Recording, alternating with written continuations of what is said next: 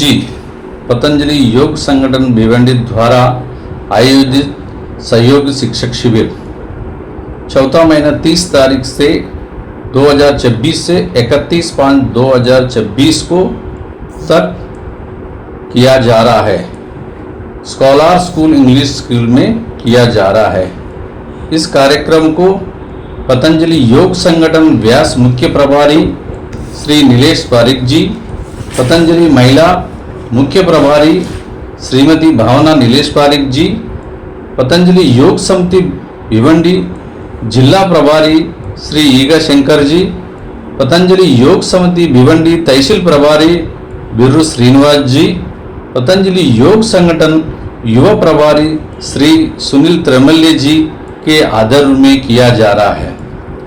हर दिन इस कार्यक्रम में सूर्य नमस्कार, योगिंग जॉगिंग, आसन, प्राणायाम सिखाया जाता है और इस कार्यक्रम के उपलब्ध में षट कर्म के कार्यक्रम 22/5/2026 को गायत्री मंदिर में किया गया है।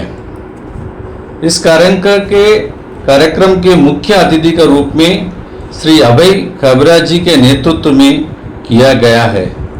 षट कर्म में वामन धोती, जल नेति, सूत्र नेति, बस्ती यानी एनिमा, कपालभाति, नैति यानी त्राटक, ये 6 चीज आता है। षट कर्म करने से मन की शुद्धि, राजयोग में प्रवेश हेतु योग दर्शन और मानव शरीर का कायाकल्प करके उसे रोग मुक्त, दीर्घायु, स्वस्थ, पुष्टि एवं कांतिमय बनाती है। इस क्रिया से सभी प्रकार के कफ रोग, हृदय विकार और विकृति दूर होते हैं। कभी भी इस कार्यक्रम को अनुभवी शिक्षक के समक्ष में किया जाना चाहिए। ओम जी। इसको क्या कहते हैं? क्या डेफिनेशन दी मार्शी पता है उसकी? स्वविषया संप्रयोगे चित्तस्य स्वरूपानुसार इंद्रियाणाम प्रत्याहार। इंद्रियों के विषय के को बंद कर देना, इसको प्रत्याहार कहते हैं। प्राणायाम करते हो ना, उसको प्रत्याहार करते हो। प्राणायाम बताओ, करते हो क्या? कोई प्राणायाम में प्रत्याहार करते हो?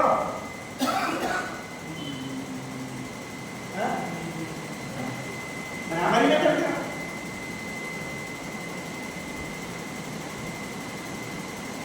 हर प्राणायाम में आप प्रत्याहार करते हो। कैसे? आंख बंद करते हो, आंख बंद किया तो क्या होगा? दृश्य बंद हो गया। 5 ज्ञानेंद्रिय है ना हमारी, इन इंद्रियों के हाथ को बंद करना है। हर प्राणायाम में आंखें बंद कर रहे हो, क्या कर रहे हो? प्रत्याहार हो, ठीक है ना? ये साइमल्टेनियस हमारा अभ्यास चलता है। ज्ञान आपको खाली बोध नहीं है उसका, है ना? हर प्राणायाम में आंख बंद करते हो क्या है? वो प्रत्याहार है। जब आप कान बंद करते हो क्या है? जब आप अंदर जाना है तो बाहर की खिड़की दरवाजे बंद नहीं करोगे तो अंदर कैसे रह पाओगे? बाहर से डिस्टर्बेंस आता रहेगा। जब आपको अंदर स्थिरता पूर्वक रहना है, बिना डिस्टर्बेंस के रहना, तो खिड़की दरवाजे बंद करने पड़ेंगे ना। तो ये खिड़की दरवाजे बंद करने की प्रक्रिया है, इसको क्या कहते हैं? प्रत्याहार। ठीक है, क्लियर हुआ? पहला सूत्र कहता है देश बंधस चित्तस्य धारणा। मन में एक संकल्पना को धारण कर लेना, स्थापित कर लेना। शरीर के किसी एक इंद्रिय या उस शरीर में किसी बिंदु पर मन को केंद्रित कर देना, इसको क्या कहते हैं? धारणा करते हैं। तत्र प्रत्येकता ध्यानम। जब लगातार लंबे समय तक वो धारणा बनी रहे तो वो ध्यान में रूपांतरित हो जाती है। और समाधि क्या होता है? तो कहते हैं तदेवार्थ मात्र निर्भासम स्वरूप शून्यमेव समाधि। वो ध्यान इतना जब लंबा होता जाए और ऐसी स्थिति आ जाए कि जिस चीज पर आपने ध्यान केंद्रित किया है, तदेवार्थ मात्र निर्भासम और कुछ शेष ही नहीं रह जाए। तदेवात मात्र निर्भासम स्वरूप शून्यमेव, हमारा स्वरूप शून्य हो जाए। जिस चीज पे हमने ध्यान किया है, जिस चीज पर मन को केंद्रित किया है, वही हम बन जाए। ऐसी स्थिति आ जाए कि उसके अतिरिक्त और कुछ शेष नहीं रह जाए, हमारा अस्तित्व शून्य हो जाए। उस स्थिति को क्या कहते हैं? समाधि की स्थिति कहते हैं। तदेवात मात्र निर्भासम स्वरूप शून्यमेव समाधि। ठीक है, समझ में आ गया अष्टांग योग? जब हम ये करेंगे, नाटक करेंगे, तो उसमें धारणा ध्यान समाधि और विस्तार से अच्छे से समझ पाओगे, उसका प्रैक्टिकल स्वरूप आपको देखेगा। ठीक है, ये हो गया आपका अष्टांग योग। अब हम बढ़ते हैं हमारे आज के टॉपिक की ओर, शुद्धिकरण की क्रियाएं। ठीक है, शुद्धिकरण की कितनी क्रियाएं हैं? तो इसमें आपको योग साधना संहिता आती है ना, उसमें पेज नंबर 129 पे आपको एक चैप्टर है षटकर्म, हठ योग एवं षटकर्म का एक पूरा चैप्टर है। ठीक है, निकाल दीजिए, किताब बता दीजिए, देखना हठ योग पेज नंबर 129 लिख लो। क्या वो फ्लो में रहते हैं तो ध्यान भी रहता है। सबकी कैपेसिटी नहीं होती बैठने की लगातार,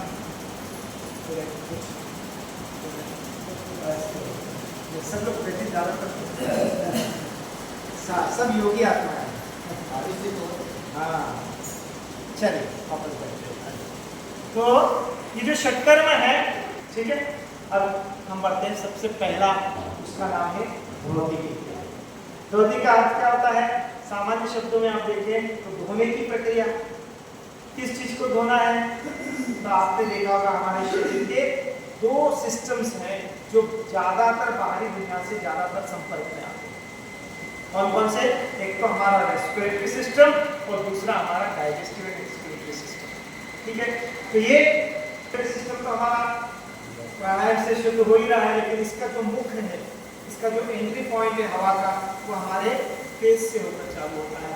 तो इसको भी हमको क्लीन रखना पड़ेगा, ये भी बहुत आवश्यक है।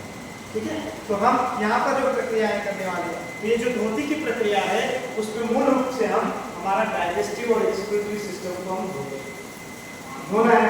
किसी चीज को धोना है कैसे धोते हैं? पानी से। क्योंकि हमारा शरीर पंच तत्वों से बना है, इसमें भी पानी है, तो इन पंच तत्वों का ही हम उपयोग करते हैं सारी शुद्धिकरण की प्रक्रिया। ठीक है, तो धोती की जो क्रिया है उसमें धोना है, तो धोने हम पानी से, पानी में धोने के लिए हम उसमें कुछ मिला भी देते हैं ताकि धुलाई अच्छे से हो, है। तो हम कपड़े धोते हैं तो उसमें डिटर्जेंट पाउडर मिला देते हैं। तो यहाँ पर भी हम धोने की प्रक्रिया में कुछ चीज़ों को मिला देते हैं, उससे धुलाई की प्रक्रिया अच्छे से होती है। क्या मिला देते हैं? तो हम उसमें मिला देते हैं सेंधा नमक। नमक मिलाने से क्या होता है? नमक, जब हम नमक मिलाते हैं तो आपने देखा होगा हमारा जो सलाइवा होता है, हमारा जो म्यूकस होता है, वो उसकी प्रकृति कैसी होती है? नमकीन होती है। तो जब हम नमक युक्त पानी लेते हैं, पानी से घुल जाता है, इसलिए हम नमक युक्त पानी का उपयोग करते हैं। ठीक है, दूसरा क्या बेनिफिट होगा? जब हम नमक युक्त पानी अपने स्टमक में लेंगे तो पानी जल्दी से एब्जॉर्ब नहीं होता है, अवशोषित नहीं होता है, इसलिए हम नमक युक्त पानी का उपयोग करते हैं। ठीक है, समझ में आ गया? पानी तो लिया हमने, उसमें दाल भी दिया, साथ में आप चाहो तो नींबू भी डाल सकते हो। ये नींबू भी खाद्य पदार्थ है, वो भी अशुद्धियों को जल्दी से दूर देता है, इसलिए हम उसमें नींबू का भी उपयोग कर सकते हैं। लेकिन नमक किसको यूज नहीं करना होता है? जिसको हाई ब्लड प्रेशर की तकलीफ होती है। और नींबू किसको यूज नहीं करना होता है? जिसको वात रोग होते हैं, जॉइंट पेन की तकलीफ होती है, उसको नींबू यूज नहीं करना। तो जैसे हमारे शरीर की प्रकृति वैसा हम पानी ले लेते हैं। पानी को थोड़ा गर्म गुनगुना कर लेते हैं। क्यों? क्योंकि अगर हम ठंडा पानी पिएंगे तो हमारी मांसपेशियां क्या होंगी? सिकुड़ेंगी। ज्यादा गर्म पानी पिएंगे तो भी मांसपेशियां हमारी सिकुड़ेंगी। इसलिए शरीर के तापमान का पानी अगर हम लेंगे तो हमको ये क्रिया करने में सहायता मिलेगी। इसलिए हम शरीर के तापमान का गुनगुना नमक और नींबू युक्त पानी लेते हैं। अब किसी चीज को धोना हो तो कैसे धोया जाता है? तो उसके अंदर हम पानी डालेंगे, ठीक है। तो ये जो पूरी धोने की जो प्रक्रिया है इसको हम कहते हैं शंख प्रक्षालन की क्रिया। शंख सबने देखा है? शंख की बनावट और हमारे डाइजेस्टिव एक्सक्रीटरी सिस्टम की बनावट एक जैसी है। शंख दोनों साइड से खुला है, हमारा डाइजेस्टिव एक्सक्रीटरी सिस्टम दोनों साइड से खुला है। इसके अंदर ऐसे घुमावदार रास्ता है। हमारा डाइजेस्टिव सिस्टम कैसे बना हुआ है? फूड पाइप से शुरू हुआ, स्टमक, फिर इंटेस्टाइन, फिर डिओडेनम से होते हुए पूरा। तो इसकी बनावट और इसकी बनावट सेम है। प्रक्षालन का अर्थ क्या होता है? धोना। पंडित जी पूजा करवाते तो बोलते ना, हस्त प्रक्षालन समर्पयामि, तो हाथ को धोते हैं। तो ये धोने की जो प्रक्रिया उसको प्रक्षालन कहते हैं। तो जो पूरा डाइजेस्टिव एक्सक्रीटरी सिस्टम धोने की प्रक्रिया होती है उसको क्या कहते हैं? शंख प्रक्षालन की क्रिया। शंख बजाते हैं ना, कैसे बजाते हैं?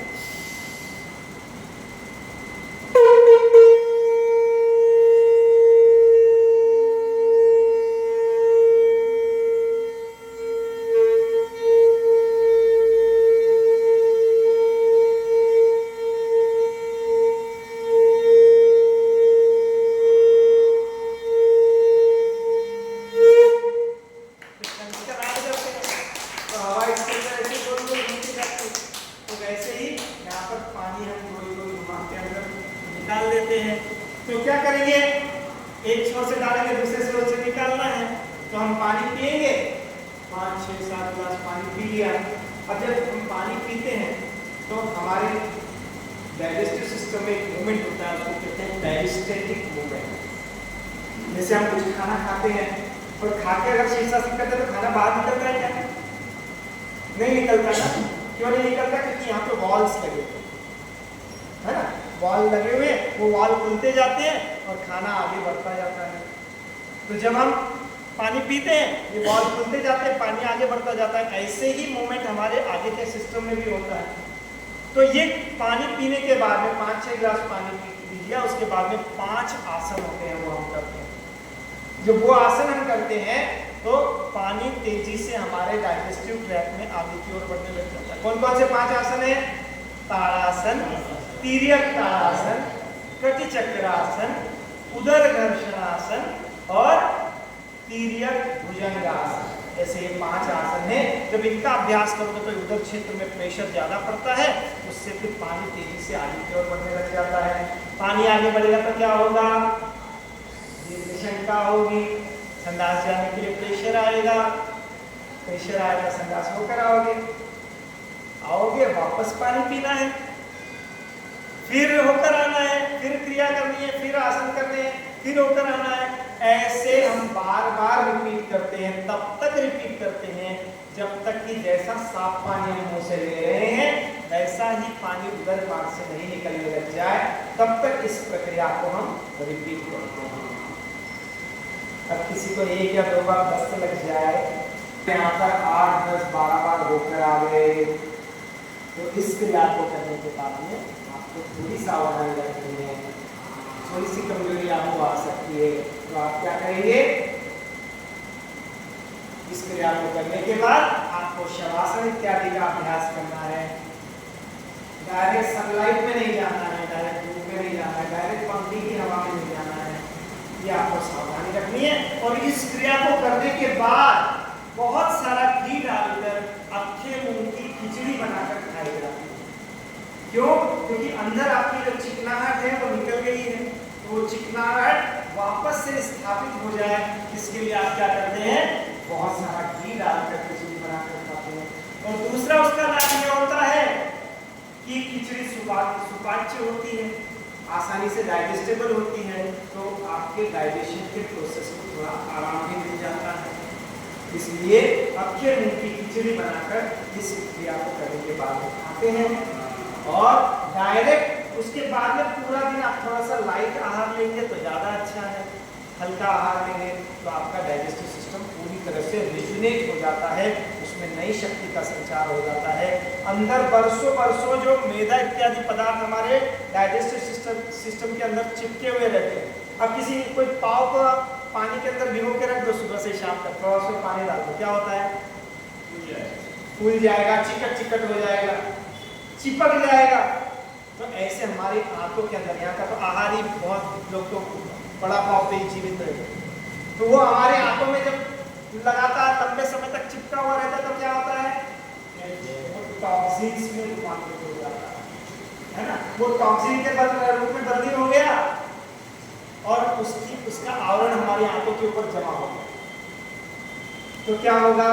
उसके बाद में हमारे जो है, हम अगर अच्छा खाद्य पदार्थ खाएंगे, बहुत काजू बादाम, हमने पौष्टिक आहार भी ले लिया, वहां तो आवरण जमा है, मैदा इत्यादि चिपका हुआ है, तो वो जो हम खाद्य पदार्थ ले रहे हैं, अच्छे पदार्थ ले रहे हैं, वो भी अवशोषित नहीं होंगे, एब्जॉर्ब नहीं होंगे, और उससे जो टॉक्सिन बन रहे हैं वही हमारी बॉडी में एब्जॉर्ब होते हैं।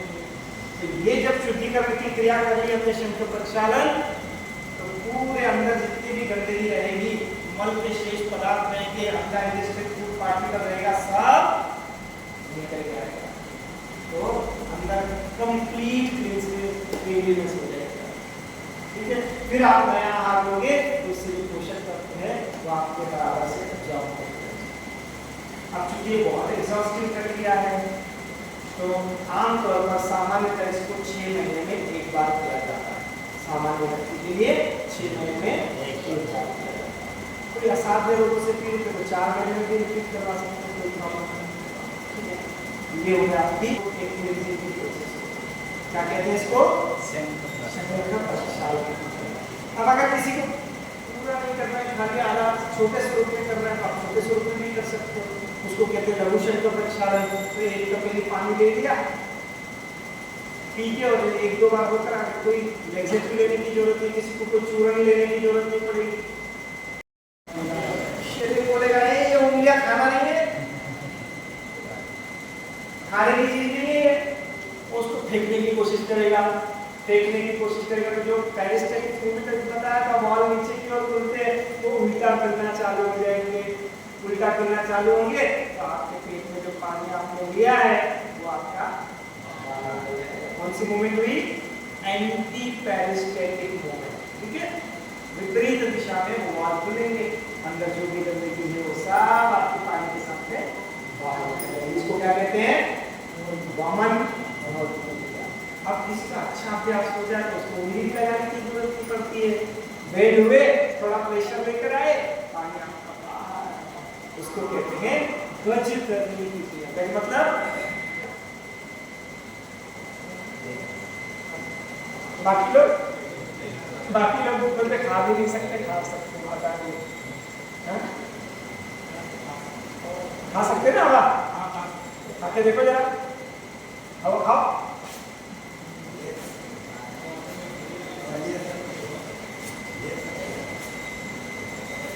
खाओ खाओ खाओ, हवा खाओ थोड़ी सी, ऐसे धोती, हवा के साथ में वमन धोती करना, इसको क्या कहते हैं? वायु वमन धोती। तो किसी को गैस की प्रॉब्लम हो रही है, बोला खाओ हवा, हवा की तकलीफ है, हवा से मिटाओ उसको, है ना। तो हवा खाते जाओ, अपने आप आपकी गैस, एसिडिटी, सब गंदगी जितनी होगी, गैस डाइजेस्टेड रहेगी, अंदर गैस फॉर्मेशन ज़्यादा हो बाहर हो जाती है, कहते हैं वायु वमन। ठीक है, अब किसी को जो है वमन धोती सूट नहीं करता, क्या होता है? अंदर बहुत एसिड है, वो एसिड फूड पाइप को टच होकर बाहर आता है तो अंदर फिर अल्सर हो जाता है। अंदर बहुत एसिड होगा, वो एसिड अगर फूड पाइप को टच होगा तो क्या होगा? जला देगा वो आपकी इनर लाइनिंग को। तो किसी को सूट नहीं होता, तो उनके लिए भी एक प्रावधान किया है शुद्धिकरण की क्रिया में। आप कर सकते हो दंड धोती। पुराने जमाने में दंड का क्या होता है? जो स्टेम जिसको बोलते हैं अंग्रेजी में, मोटा तना, है ना। तो पुराने जमाने में उसका उपयोग किया जाता था। जो कुछ डंठल पोकल होते हैं ना, अंदर से सब्जी बनाते हैं तो अंदर पोकल डंठल रहता है, उसका उपयोग किया जाता था पुराने जमाने में, इसलिए उसको नाम दिया दंड धोती। आजकल रबर आसानी से उपलब्ध होता है तो हम रबर का उपयोग कर लेते हैं।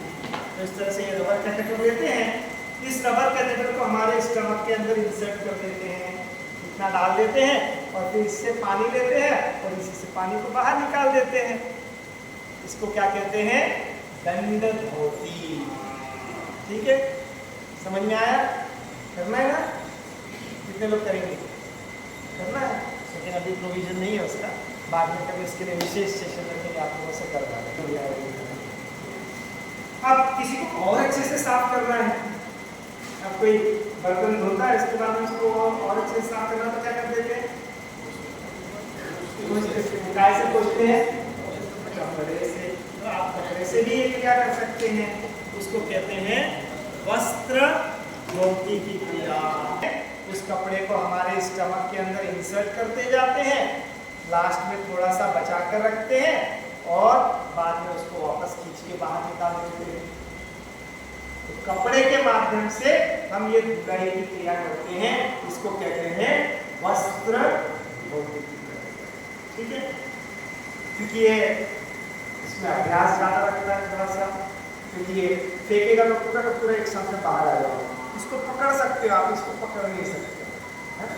ये पूरा का पूरा आपका बाहर आ जाएगा, लेकिन इससे अंदर घर्षण होता है, रबिंग होता है, और जब रबिंग होता है, घर्षण होता है, तो उससे वहाँ पर थोड़ा सा जो एक प्रेशर पड़ता है, उससे इनर लाइनिंग्स में ब्लड सर्कुलेशन अच्छा होता है और वहाँ की फंक्शनिंग अच्छी होने लग जाती है।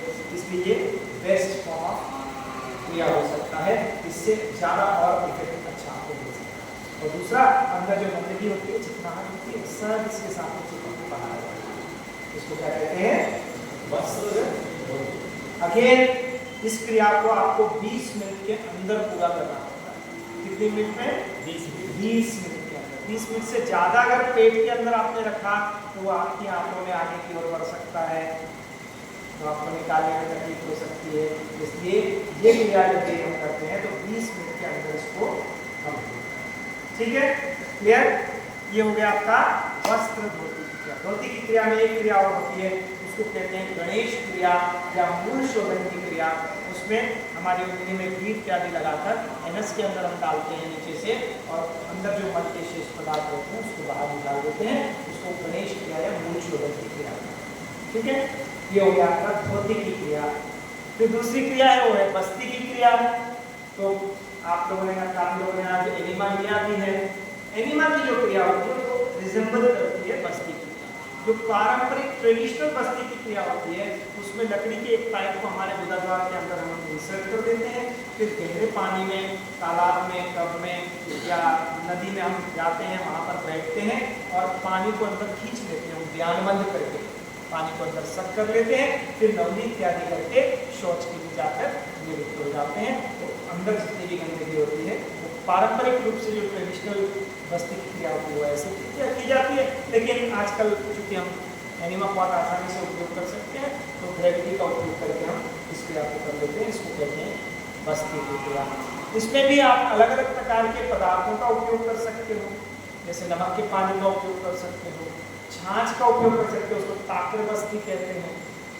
तेलों का उपयोग किया जाता है, अलग अलग प्रकार के तेल, एरंडी का तेल, बादाम रोगन का तेल, ऐसे अलग अलग तेलों का उपयोग किया जाता है। या फिर आप मेडिसिन का भी उपयोग कर सकते हैं, मेडिसिन का पानी बनाकर भी करते हैं, उसको बोलते हैं मेडिसिनल बस्ती या दवाइयों की बस्ती भी दी जाती है। दवाइयों की जब बस्ती देते हैं तो उसमें क्वांटिटी थोड़ी सी हम कम रखते हैं, ताकि थोड़ी देर रिटेन होगा अंदर, थोड़ी देर उसको रख सकें हम, तो उसके दवाई के तत्व को का एब्जॉर्प्शन होने लग जाए। और अदरवाइज जनरल जब हम बस्ती करते हैं तो उसमें पानी को तुरंत ज़्यादा क्वांटिटी रहता है, तुरंत प्रेशर आता है, हम उसको निकाल देते हैं।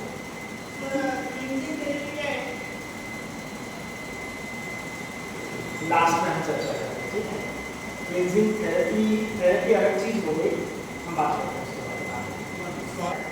ताकरा बस्ती जिसको जैसे ये आंव इत्यादि होती है, तो ताकरा बस्ती को इसके अंदर लुब्रिकेशन अच्छा हो जाए उसके लिए दिया जाता है। तेल भी अलग अलग प्रकार के तेल रहते हैं, जो मेडिसिनल बस्ती जैसे जो दवाइयों का प्रभाव रहता है, तो दवाइयाँ जैसे किसी को डायबिटीज है, आप उसको डायबिटीज की गोली दे सकते हो, कितनी दे सकते हो? एक लिमिट आ जाती है, क्योंकि आपका लिवर फंक्शनिंग में आता है मुंह से लेते हैं। जब बस्ती के माध्यम से देते हैं तो उसमें 10 टाइम्स पावरफुल मेडिसिन आप दे सकते हो, क्योंकि लिवर फंक्शनिंग में नहीं आता। तो अंदर दवाई को थोड़ा रिटेन करेंगे तो वहाँ आंतों से फिर एब्जॉर्ब होना चालू होता है। यही थेरेपी होती है बेसिकली। आपको बाद में हम अलग से उसको चर्चा करेंगे, ठीक है। तो ये जो है मेडिसिनल, स्वामी जी इस वक्त लगभग 150 प्रकार की मेडिसिनल बस्ती पर हरिद्वार में रिसर्च चालू है। जो रोगी आते हैं वहाँ पर उनको दवाइयों की बस्ती दी जाती है। किसी को डायबिटीज है तो मधुनाशनी की बस्ती दे देंगे, उसका पानी लगाना, मधुगिर की बस्ती दे देंगे। किसी को बीपी की तकलीफ है, उसको ठीक ही नहीं हो रहा है, तो उसको बीपी ग्रिट या फिर मुक्तावती की बस्ती दे दी जाती है। तो ऐसे अलग अलग प्रकार की दवाइयों की बस्ती देकर हम उसका जो कई गुना पावरफुल मेडिसिन का बेनिफिट हम ले सकते हैं, ठीक है। ये हो गई आपकी बस्ती की क्रिया। नेजल पैसेज को क्लीन करते हैं। हमारे जो चेहरा है उसके पीछे जो हड्डियों का ढांचा है उसको साइनस कैविटी कहा जाता है। अंदर खालीपन, और खालीपन जहाँ पर भी होता है वहाँ पर गंदगी जल्दी से इकट्ठा हो जाती है। आपने देखा होगा जब बीमार होते तो पहले सर्दी खांसी होती है, यहाँ पर जमाव चालू हो जाता है। शरीर हमारी प्रतिक्रिया स्वरूप श्लेष्मा का ज्यादा निर्माण करने लग जाता है और वो फिर जमने लग जाता है। तो ये नैसर्गिक प्रतिक्रिया हमारी शरीर की होती है। तो जो भी कुछ इम्बैलेंस होता है शरीर में, तो ये जो हमारे सप्तधातु में दोष ये सब बैलेंस करने का काम इनकी शुद्धिकरण क्रियाओं से विशेष रूप से होता है। तो अलग अलग प्रकार के जो भी इम्बैलेंस होते हैं, किसी का वात इम्बैलेंस है, किसी का कफ इम्बैलेंस है, किसी का ये बात के तौर पर बैलेंसिंग का काम ये शुद्धि क्रियाओं के माध्यम से होता है। तो जो हमारा नेजल पैसेज होता है उसको भी हम साफ करते हैं, उसको भी धुलाई करते हैं। धुलाई करने के लिए अगेन हम नमक युक्त पानी ले लेते हैं, जलनेती के पॉट में पानी को डालते हैं और उसमें एक नाक डाल दिया जाता है, इसको कहते हैं जलनेती, ठीक है। अलग अलग तरीके से हम इसको भी करते हैं, तो आपको उसके बारे में विस्तृत दे देते हैं। लेकिन जलनेती चूँकि आप करने वाले हैं तो इसकी डिटेल में हम टेक्निक आपको लास्ट में बताएंगे कि कैसे इसको करना है, क्या क्या सावधानियाँ आपको रखनी है, वो डिटेल में आपको बता दिया जाएगा अभी, क्योंकि आप सभी इसको करेंगे। इसको बोलते हैं जलनेती। ऐसे ही आप घी के साथ करते हैं तो इसको कहते हैं घृतनेती, तो घी को गुनगुना करके अपनी नाक में डाल देंगे। तेल के साथ करेंगे तो उसको तेल नेती कहा जाता है। दूध के साथ करें तो दूध नेती। अलग अलग पदार्थों का अगेन उपयोग में ला सकते हैं। क्योंकि ये तेल इत्यादि खाद्य पदार्थ है तो अंदर जाए तो भी कोई नुकसान नहीं होता। और आयुर्वेद की भाषा में इसको लस्सी की क्रिया कहा जाता है। तो जो हम 5-6 बूंद नाक में अलग अलग प्रकार के तेल आता है, जैसे ज्योतिषमती तेल है, ऐसे शरबिंदु तेल आता है, अनु तेल आता है, तो अलग अलग तेल, बादाम रोगन का तेल है, इनको हम अपनी नाक में 6-6 बूंद डाल देते हैं और उसको अंदर दबने देते हैं। इसको जो है लस्सी की क्रिया भी कहते हैं या आप इसको तेल नेती भी कह सकते हैं, ठीक है। ये आपकी नेती की क्रिया होगी। इसमें भी जैसे हमने वस्त्र देखा था, तो यहाँ पर भी हम धागे का उपयोग कर सकते हैं, तो उसको कहते हैं सूत्र नेती। चूँकि उसमें 8-10 धागों का गुच्छा बनाकर आगे उसमें मोम लगाकर नाक में इंसर्ट करते हैं, और चूँकि इंसर्ट करते हैं तो वो हमारे गले क्षेत्र में आता है, गले से पकड़ के उसको बाहर निकाल दिया जाता है। हम रबर का उपयोग कर लेते हैं। रबर चूँकि इनकी हाइजीन मेंटेन करना आसान होती है तो हम रबर कैथेटर का उपयोग कर लेते हैं। इसको नेजल पैसेज में इंसर्ट करते हैं, गले से निकाल कर इसके माध्यम से अंदर मसाज करके और फिर नेती की प्रक्रिया की जाती है। इसको सूत्र नेती या रबर नेती आप कह सकते हैं। इसमें भी अलग अलग वेरिएशन है। आप लेफ्ट नोस्ट्रिल दोनों नोस्ट्रिल से साथ में भी कर सकते हैं। इसको कहते हैं बेसन नेती, ठीक है। तो ये अलग अलग प्रकार की नेती की प्रक्रिया हो गई, जिसके माध्यम से हमारा पूरी साइनस कैविटी है वो हम स्वास्थ्य का मेंटेन करते हैं। और चूंकि ये हवा का एंट्री पॉइंट है, इसको आप स्वस्थ रखोगे तो आपके प्राणायाम भी अच्छे से होने लगता है, ठीक है। ये हो गया आपका नेती। चौथी जो प्रक्रिया है वो है त्राटक की क्रिया। त्राटक में हम हमारी आंखों का शुद्धिकरण करते हैं। आंखों का शुद्धिकरण कैसे करते हैं? तो सबसे बढ़िया तरीका आंखों का शुद्धिकरण का है वो है हमारे अश्रु, नेचुरल तरीका। तो जब अश्रुओं का प्रवाह हमारी आंखों से होता है तो अपने आप उसका शुद्धिकरण हो जाता है। तो यहाँ पर जो त्राटक की क्रिया होती है इसमें भी हम पर्पसली कोशिश करते हुए अश्रुओं को लेकर आते हैं। पर्पसली कैसे आपको अश्रु को लेकर आएंगे?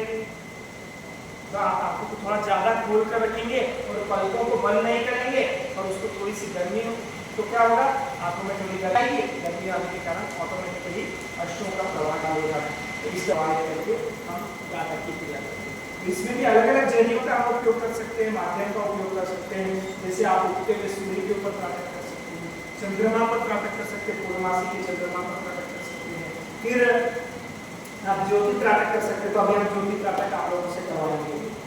तो ज्योति त्राटक कर सकते हैं जिसमें ये दीपक को हम लेते हैं, हमारी आंखों के लेवल पर लगभग 2 से 3 फीट की दूरी पर रखते हैं, टकटकी लगाकर बगल पलकों को झपके लगातार उस ज्योति को देखने का प्रयत्न करते हैं, तो आंखों से अश्रु का प्रवाह शुरू हो जाता है। इसको कहते हैं त्राटक की क्रिया। ठीक है। इसके तुरंत बाद अगर आप नेत्र स्नान करते हैं तो विशेष लाभ आपकी आंखों को मिलता है। तो ऐसे हम आई कप ले लेते हैं, इसमें त्रिफला के पानी को डालकर और उसके बाद में उसमें आंखों को डिप करते हैं, तो उससे भी हमारी आंखों को विशेष लाभ मिलता है, आंखों का स्वास्थ्य अच्छा होता है। तो त्राटक करने के तुरंत बाद अगर आप नेत्र स्नान करते हैं, त्रिफला के पानी से आंखों को धोते हैं, तो उसका लाभ कई गुना बढ़ जाता है, एनहांस हो जाता है, मल्टीप्लाई हो जाता है। और उसमें भी एक तरीका और है कि आप ये दृष्टि आई ड्रॉप डाल लें। अपने स्वामी जी ने बनाया है, प्याज के रस, शहद इत्यादि को डाल के एक आई ड्रॉप बनाया है। इससे भी आंखों का शुद्धिकरण बहुत अच्छे से हो जाता है, तो इसका भी आप उपयोग कर सकते हैं। ठीक है, ये हो गया आपका आंखों के शुद्धिकरण के लिए जो है। और इसमें आप जो है अलग अलग प्रकार, हाँ एक चीज और इसमें आप अपने अंगूठे का भी उपयोग कर सकते हैं। इसको अंगुष्ठ त्राटक बोलते हैं। तो अंगूठे के माध्यम से भी आप त्राटक की क्रिया कर सकते हैं। तो त्राटक से आंखों का शुद्धिकरण तो होता ही है, साथ में एक बेनिफिट और मिलता है, वो है हमारी एकाग्रता बढ़ती है। तो जिसका चित्त बड़ा चंचल होता है, मन बड़ा चंचल होता है, वो बार बार भटकता है इधर उधर, तो उनके लिए त्राटक विशेष लाभदायक होता है। हमने अभी जो तीसरा तरीका महर्षि पतंजलि ने देखा था योगा योग सूत्रों के माध्यम से, तो उन्होंने क्या कहा था? तीसरा तरीका क्या बताया था? याद नहीं भूलिए सर, सुनने में तो बहुत अच्छा लगता है कि याद कुछ नहीं होता है। अभ्यास, तो यहाँ पर हम एक तत्व का अभ्यास कर रहे हैं, है ना? एक तत्व का अभ्यास कर रहे हैं, तो एक तत्व का अभ्यास करने से क्या होता है? चित्त की वृत्तियां शांत होती है। तो ये एकाग्रता के लिए भी विशेष रूप से लाभकारी है। इससे चंचल चित्त हमारा कंट्रोल में आता है, वृत्तियों का विरोध नहीं होता है। तो ये भी एक बहुत सुंदर माध्यम है जिससे मन को हम एकाग्र कर सकते हैं। ठीक है, ये चौथी चीज हो गई। चौथी जो क्रिया होती है उसका नाम क्या है? त्राटक की क्रिया। और पांचवी जो क्रिया है उसका नाम है नवली की क्रिया। नवली में हम क्या करते हैं? हमारे पेट के जो रेक्टाइल मसल्स रहते हैं, 2 रेक्टिकल मसल्स रहते हैं, वो बहुत पावरफुल मसल्स रहते हैं, जिनको हम अलग अलग डायरेक्शन में मूवमेंट प्रदान कर सकते हैं। पॉजिटिव और नेगेटिव प्रेशर और पॉजिटिव प्रेशर का कॉम्बिनेशन से ये प्रक्रिया की जाती है, जिसको कहते हैं नवली की क्रिया। इसमें भी अलग अलग प्रकार की होती है। दोनों रेक्टाइल मसल्स हमारी सांस में पीठ से बाहर आती है, उसको कहते हैं मध्य नवली। सिर्फ राइट को बाहर निकालते हैं उसको कहते हैं दक्षिण नवली। लेफ्ट को निकालते हैं उसको कहते हैं वाम नवली। और फिर इन मसल्स को हम अलग अलग तरह से मूवमेंट भी प्रदान कर सकते हैं। तो नवली का संचालन राइट लेफ्ट हम करते हैं, उसको संचालन कहते हैं। क्लॉकवाइज डायरेक्शन में उसको रोटेट कर सकते हैं, उसको जो है नवली चालन कहते हैं। और विपरीत दिशा में भी उसको कर सकते हैं। ऐसे अलग अलग प्रकार से हमारे रेक्टाइल मसल्स को हम मूवमेंट प्रदान करते हैं। उसके माध्यम से पेट के जितने भी ऑर्गन्स हैं वो पूरी तरह से रिजुनेट हो जाते हैं। उनमें पॉजिटिव और नेगेटिव प्रेशर के कॉम्बिनेशन से क्या होता है? ब्लड सर्कुलेशन अच्छा होता है। जैसे पाइप पे काई जमी हो और उसको आप हिला दो तो क्या होता है? और फिर प्रेशर से उसमें पानी छोड़ो तो क्या होगा? अंदर जितनी भी गंदगी होगी वो निकल जाएगी। तो इस तरह से ये शुद्धिकरण के लिए बहुत अच्छी क्रिया है, इसका नाम है नवली की क्रिया। ठीक है, नवली करना है, सीखना है, तो अभी आपको उसकी भी टेक्निक हम बताएंगे पूरी डिटेल में कैसे करते हैं। ठीक है, और अंतिम जो क्रिया है उसका नाम है कपालभाति। कपालभाति प्राणायाम है या क्रिया है?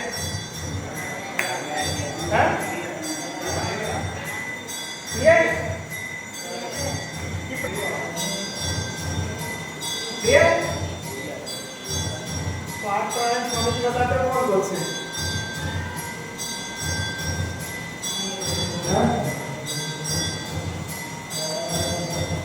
प्राणायाम देखिए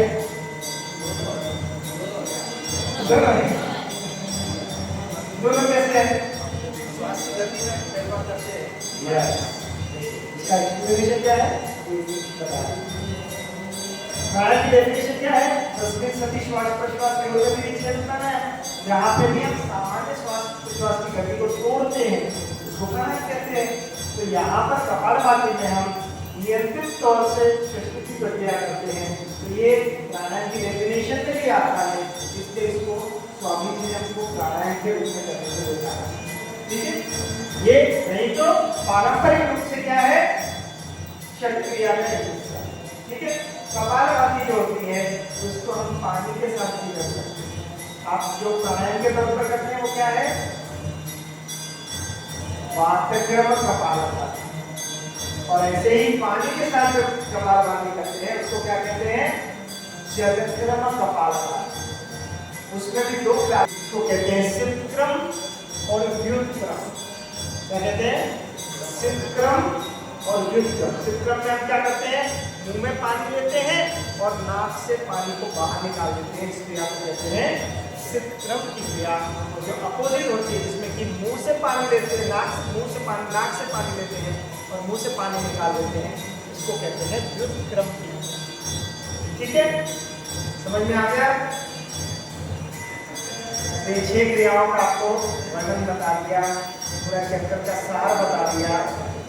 किसी को कोई डाउट हो तो आप ले सकते हैं, नहीं तो फिर प्रत्यक्ष प्रैक्टिकल की ओर हम आगे बढ़ेंगे। सब क्रिया सब कर रहा है। ज्योति में नमन ज्योति करेंगे प्रैक्टिकल का। जल देती में जल देखो आपने सुना तो कभी कपालभाति क्या होगा? एनिमा का क्या है? बस्ती हो गई और त्राटक करेंगे, डोली सिखाएंगे, उसके अनुसार करेंगे तो सब क्रिया सब आ जाएगी। और ये सब क्रिया करने के बाद पूरे दिन के दरमियान आपका क्या रिएक्शन है, आपका फीडबैक क्या है, वो मुझे कल बोलना है। चलिए पहले प्रार्थना कर लेते हैं, है ना? प्रार्थना के लिए तैयारी कर लेते हैं। दीपक लगा मेरुदंड की आकृति रहती है। तो अभी दीपक सबके सामने लग गए हैं। लगभग 1 से 1.5 फीट की दूरी पर दीपक है। अब हमको दीपक को टकटकी लगाकर लगातार देखना है, बगैर पलकों को जो बंद किए हुए। लगातार टकटकी लगाकर पलकों को थोड़ा ज्यादा खोल लेंगे ताकि हमारी आंखें बंद न हो, पलकें बंद न हो। इसके लिए हमने थोड़ा सा ज्यादा उसको खोल लिया है। लगातार टकटकी लगाकर हम जब दीपक लेयर हम देख पा रहे हैं, उसके प्रभाव क्षेत्र को देख पा रहे हैं।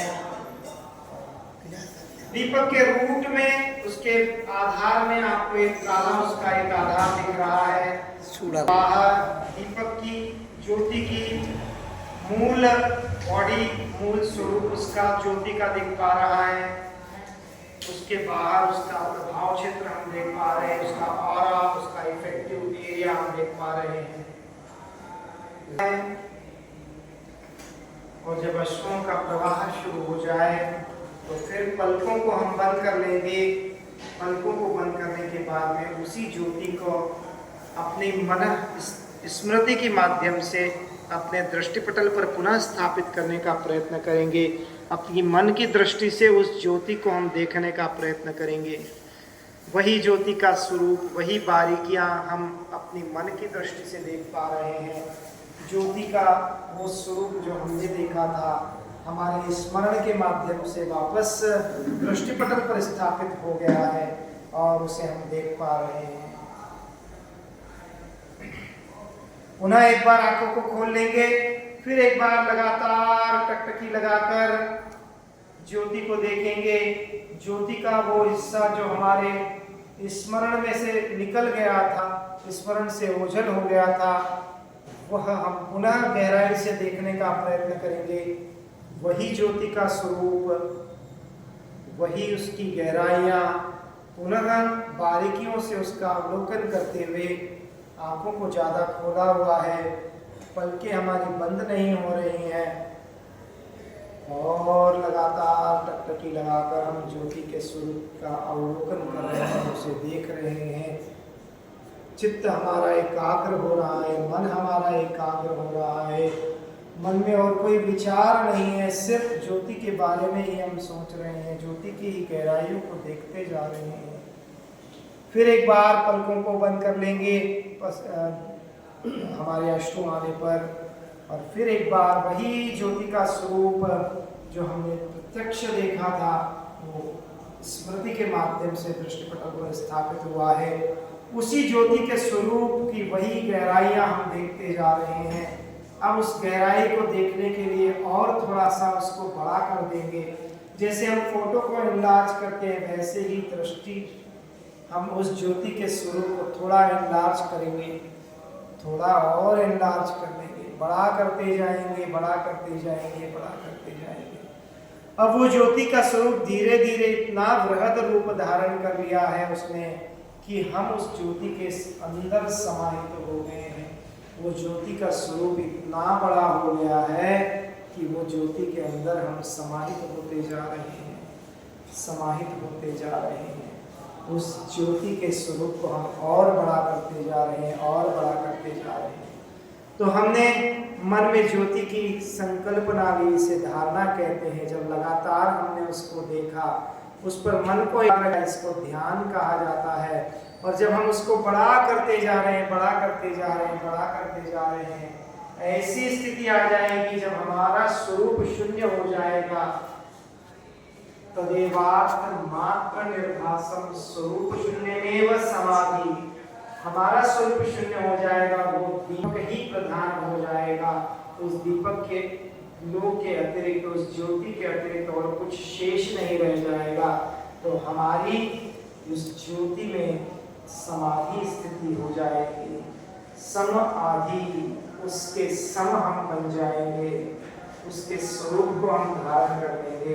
इसी को समाधि की स्थिति कहते हैं। तो ये धारणा, ध्यान और समाधि की स्थिति को हम सहज इस ज्योति के माध्यम से समझ सकते हैं। धीरे धीरे पलकों को पुनः खोल लेंगे और इस तरह से हमारी प्रातः की, हमारे आंखों की शक्ति बढ़ती है। सभी को अश्रु आ गए। चलिए अब आई कप ले लेंगे, उसमें त्रिफला के पानी को ले लेंगे और उससे आंखों का स्नान करें। लाइट लगा लीजिए, लाइट लगा लीजिए। आंखों को डिप करेंगे और उसके बाद में आंखों को खोलेंगे, बंद करेंगे, खोलेंगे, बंद करेंगे, खोलेंगे, बंद करेंगे। ऐसे 8 से 10 बार आंखों को खोलेंगे, बंद करेंगे इसके अंदर। फिर आंखों को राइट साइड में लेकर जाएंगे, फिर left, right, left, right, left, ऐसे आंखों को मूवमेंट प्रदान करेंगे। फिर आंखों को चारों दिशा में दृष्टि को गोल घुमाएंगे, चारों दिशा में इसको गोल घुमाएंगे, क्लॉकवाइज डायरेक्शन में, एंटी क्लॉकवाइज डायरेक्शन में। आंखों को खोला, बंद करा, खोला, बंद करा, ऐसे अंदर इसमें आंखों को डीप होने देंगे पूरी तरह से। कुछ समय रखेंगे, आंखों को घुमाएंगे, अलग अलग दिशा में मूवमेंट प्रदान करेंगे। धीरे से ऐसे पूछते हुए आंखों से इसको निकाल देते हैं और फिर पानी को डाल देंगे इसमें। ठीक है। बाद में आप चाहो तो नेपकिन से आंखों को पोंछ सकते हो, शुद्ध पानी की जरूरत नहीं है, वापस साफ पानी से धोने की जरूरत है। बस इसको ऐसे रहने दीजिए, इससे आपकी आंखों का दूसरा वापस उसमें पानी भर लेंगे और दूसरी वाली आंख पानी खाली कर लो।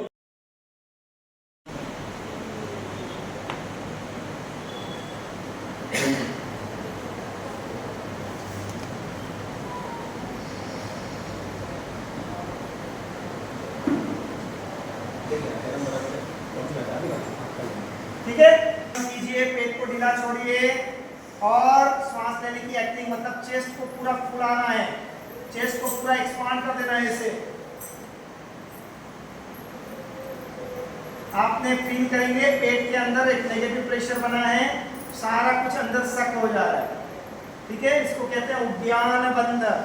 हुआ सबका अच्छे से? पहले अभी आप उद्यान बंद कर रहे थे, अभी कुछ अंतर मालूम हुआ? हाँ, चलो वापस एक बार करो।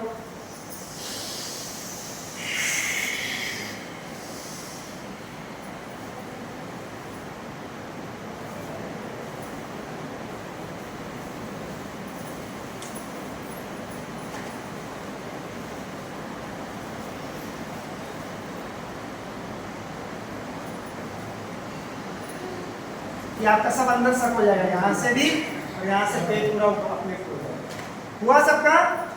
किसी का नहीं हुआ ऐसा? सबका हुआ? वेरी। अब इसी प्रक्रिया को अगर हम थोड़ा बेंड होकर करेंगे तो पेट हमारा ज़्यादा फ्री हो जाएगा अंदर जाने के लिए। हाथ लगाने की जरूरत नहीं होती है, ऐसे ही हम जैसे कहीं से जाते हैं, बात आती है तो हम कैसे नाक को बंद कर लेते हैं, वैसे भी आप कर सकते हैं ना। या स्टार्टिंग में आपको अगर प्रैक्टिस नहीं तो आप स्टार्टिंग में हाथ लगा सकते हैं और अंगूठा बाहर की तरफ रहेगा। अब सेम चीज को हमको वापस करना है, जैसे हमने उद्यान में लगाया था वैसे ही लगाना है।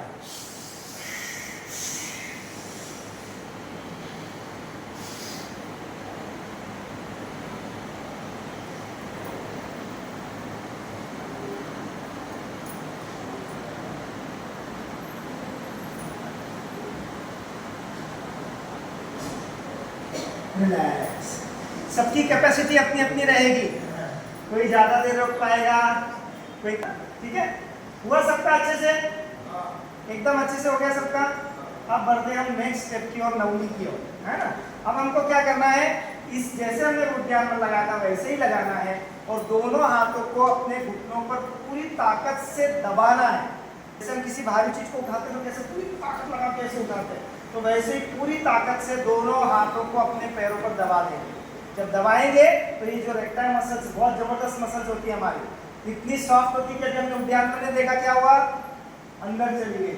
और इतनी मजबूत होती है कि आपने देखा होगा हमारे सैनिक लोग अपने पेट के ऊपर से गाड़ी निकाल देते हैं, तो ये इतनी ताकतवर भी है मसल्स है। तो हम क्या करेंगे, दोनों हाथों को दबाएंगे तो ये रेक्टाइल मसल्स हमारी बीच से बाहर आ जाती है। एक बार देखेंगे फिर करेंगे, पहले देख लीजिए।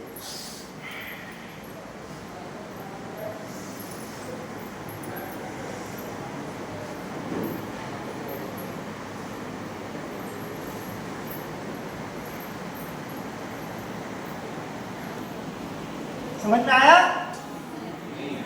चलो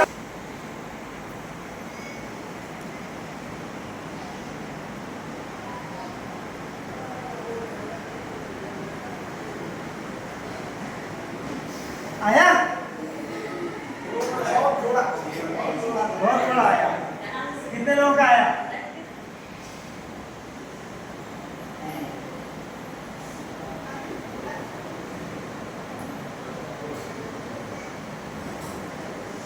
चलो इसको कैसे करो, अभी पाओ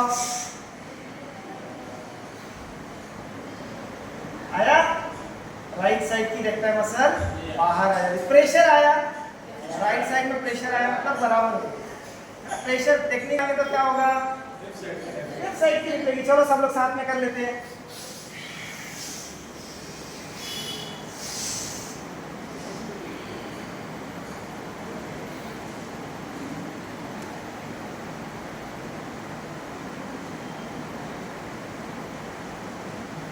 आया? Very good. अब अगर हम अल्टरनेटली लेफ्ट राइट करेंगे तो क्या,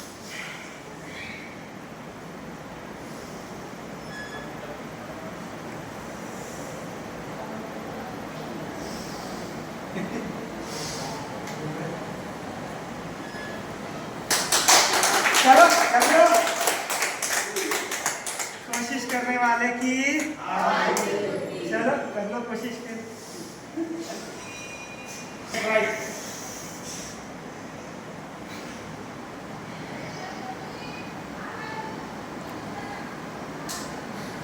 ओके। कुछ कुछ हो रहा है, कुछ कुछ होता है।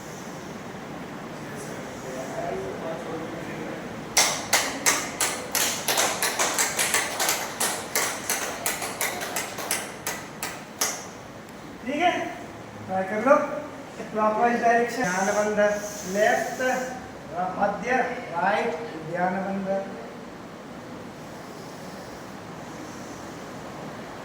वेरी गुड, बहुत अच्छा।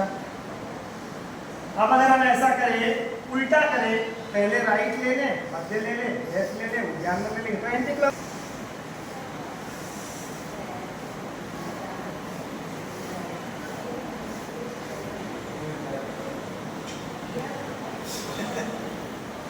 कर लो। हमको तो देख के डर लग रहा है, ऐसा पेट अंदर चिपका नहीं है क्या है? बोले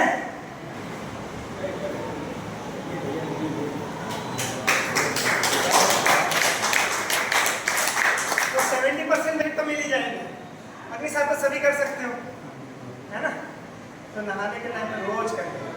मैंने पिछले 25 साल में एक भी दिन नहीं छोड़ा, डेली करता हूँ, चाहे कहीं पर भी हो, ट्रेन में हो या कुछ भी हो। जब तक ये नहीं कर लो कुछ खाना ही नहीं है, नियम बना लिया। अब मैं यहाँ पे आया, नीलेश भाई अगर मुझे कुछ बोलेंगे खा लो, उन्होंने नहीं अगर आप ध्यान रखेंगे तो आपके जल्दी से कभी भी कोई नहीं। अब कुछ लोग क्या करते नहीं तो क्या होगा,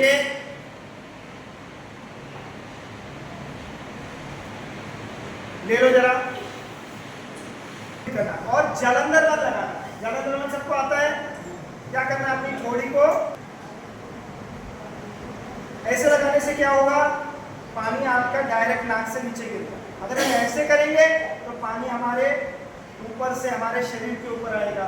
जैसे चिन लॉक कर लेना, उससे क्या होगा, एक तो गले से आपका पानी अंदर भी नहीं जाएगा, क्योंकि चिन लॉक लगा देंगे तो पानी अंदर जाने की संभावना भी। ऊपर उठाते जाना है, खाली पूरा शरीर झुकाने की जरूरत नहीं है, सिर्फ आपका हाथ उठाते जाएंगे। अब इसमें पानी नहीं आ रहा है, क्या करोगे, तो उसकी टिप आपके हाथ में आसानी से आ जाएगी। आपको क्या करना है, सिंहासन सबको आता है, कैसे करते हैं, इसमें टंग की पोजीशन क्या है, यही पोजीशन हमको रखनी है, ठीक है। टंग पूरी बाहर निकालनी है और क्या करना है, ये 2 उंगलियों की कैंची बना लीजिए या अंगूठे उंगली की कैंची बना लीजिए और गले तक हाथ को अंदर डालना पड़ेगा। वो आपके आगे नहीं आएगा, वो आप सोचो कि यहीं से पकड़ते हैं, सर पकड़ में नहीं आ रहा है, पकड़ में नहीं आ रहा है, ऐसे आएगा। गले तक आपको हाथ अंदर लेकर जाना पड़ेगा। जब आप हाथ अंदर लेकर जाएंगे ऐसे पकड़ के आपको बाहर निकालना है। बाहर निकालने के बाद क्या करना है, दोनों छोर को, दोनों एंड्स को हमको पकड़ लेना है, ये हमारे अंदर है। और उसके बाद में जेंटली ऐसे मसाज करना है, बिल्कुल मैकेनिज्म, इधर से पुश किया, इधर से पुश किया, इधर से पुल किया, इधर से पुश किया, ऐसे आपको उसको क्लीन करना है। और उसके बाद में मुंह से इसको बाहर निकालो। कहाँ से निकालेंगे, मुंह से बाहर। अब कुछ लोग सोचते हैं डालें, फूट पर हम रखेंगे इसको और फिर गल्पिंग एक्शन।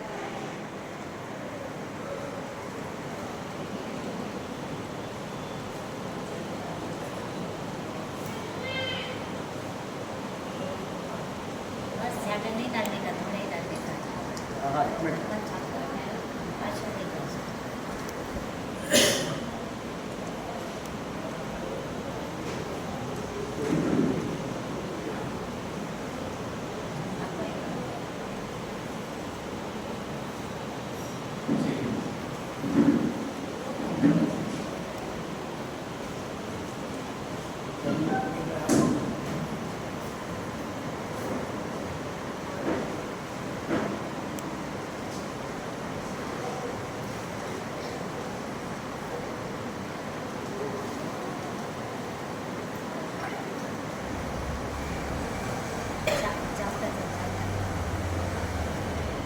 देखिए थोड़ा गया था इधर, पूरा ऐसे गंदगी म्यूकस सब उसमें आपका बाहर निकल जाता है। हमारे दिनेश भाई डालने की कोशिश कर रहे हैं, प्रयास कर रहे हैं, तब तक मैं आपको फिर दूसरी क्रियाएं करके बताता हूँ।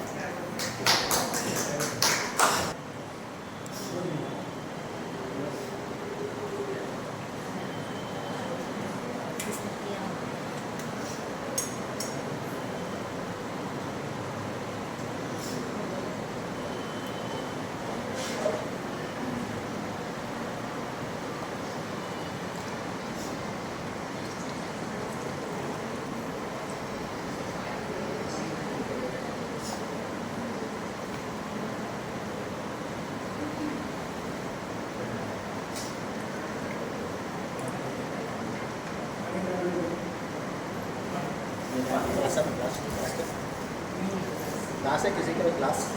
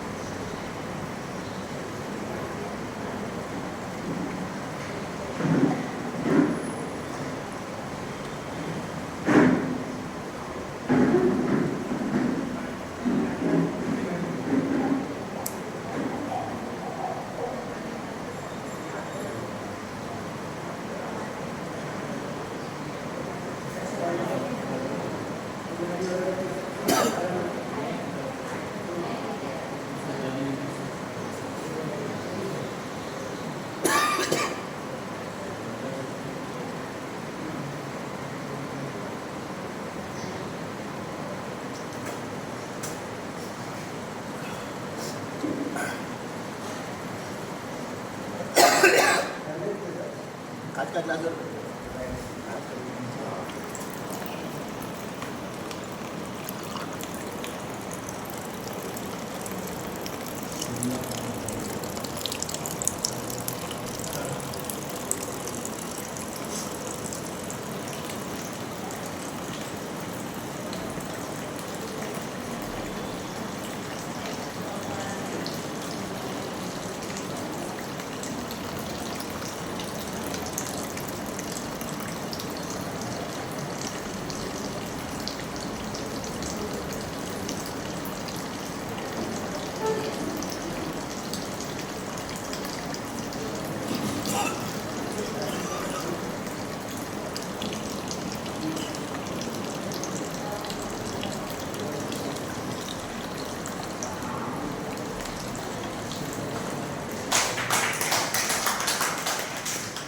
ऐसे आपके अंदर पेट में रुकना नहीं, पॉज नहीं लेकर आना।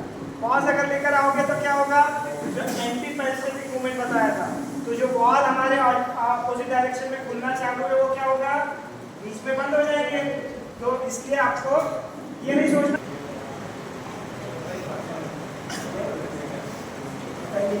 हमने पानी ले लिया, दूसरा हाथ पीछे रख लिया, फिर हल्का सा आगे झुके, चिन लॉक किया, मुंह से श्वास लेते रहना है कंटिन्यूस।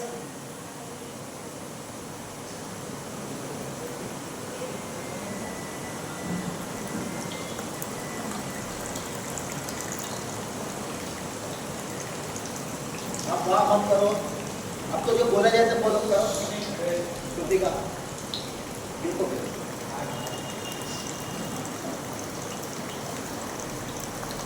रुके, एक्स्ट्रा पानी निकला और उसके बाद में फिर नॉस्ट्रिल को ब्लो।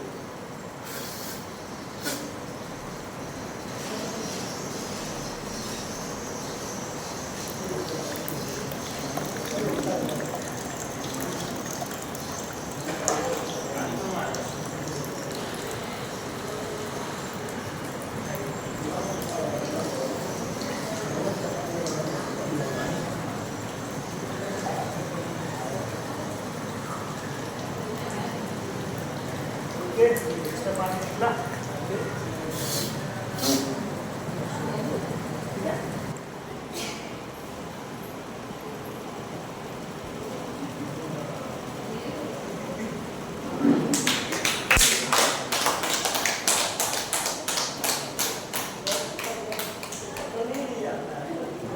मसाज किया और उसको मुंह से निकाल दिया। ऐसी दूसरी नाक से भी कर लेंगे।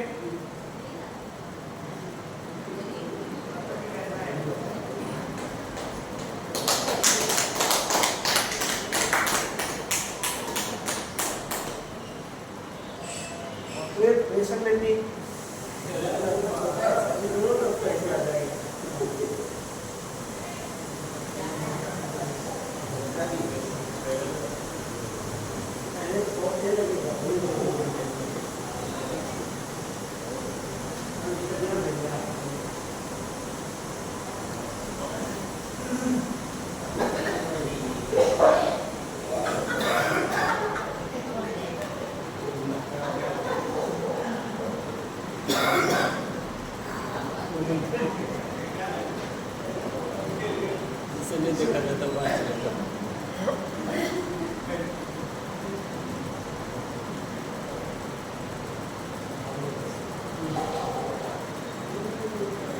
ये आपका दोनों नाक से साथ में हाँ ना एक अच्छी मसाज।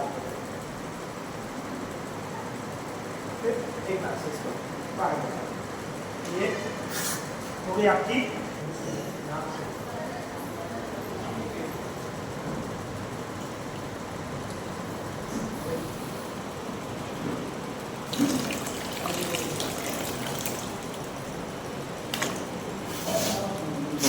इसको क्या कहते हैं? सितक्रम की क्रिया। और ऐसे अपोजिट होता है, उसमें नाक से पानी लेंगे और मुंह से पानी बाहर निकाल देंगे। ये हमने लिया।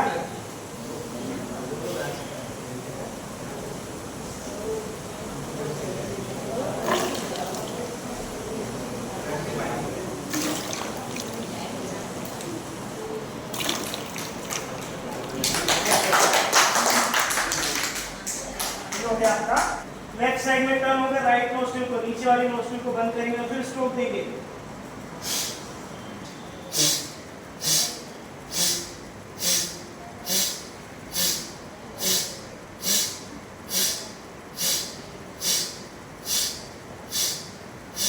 ऐसे 15 स्ट्रोक लगा लिए।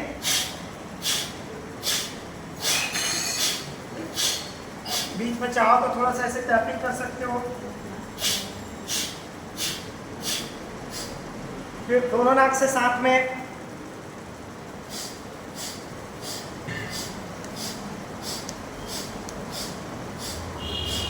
फिर उद्यान बन लगा सकते हो, जैसे आपको उद्यान बन सिखाया था ना, वैसे।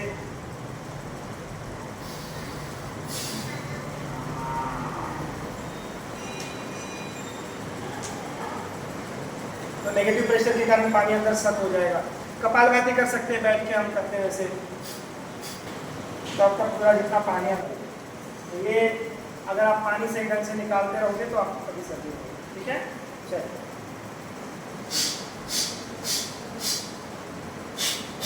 चलिए आ जाइए सब आप लोग, बाहर चले। आ गया देखो। हाँ आ गया, देखो आ गया, मस्त है। अभी चिन लॉक होता तो आपके ऊपर नहीं आता, समझ में? నోరుతో శ్వాస చెయ్యి వంపు ఖాళీ చిన్న వంపు నెత్తి వంపకు नहीं निकल रहा उनका, आ गया। नहीं आ रहा है हाथ फिक्स बराबर करो। चिन में लॉक ही नोरतम श्वास है इसको, चिन लॉक करोगे तो बॉडी पे नहीं नोरतम श्वास है। मुंह खोलना है, मुंह खोल के मुंह से श्वास लेते हो।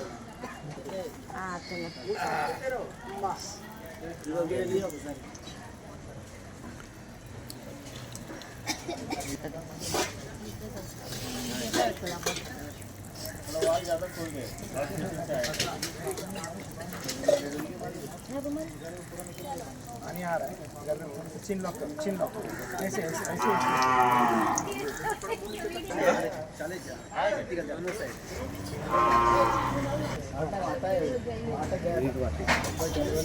अभी ये होएगा, ये ठंडे को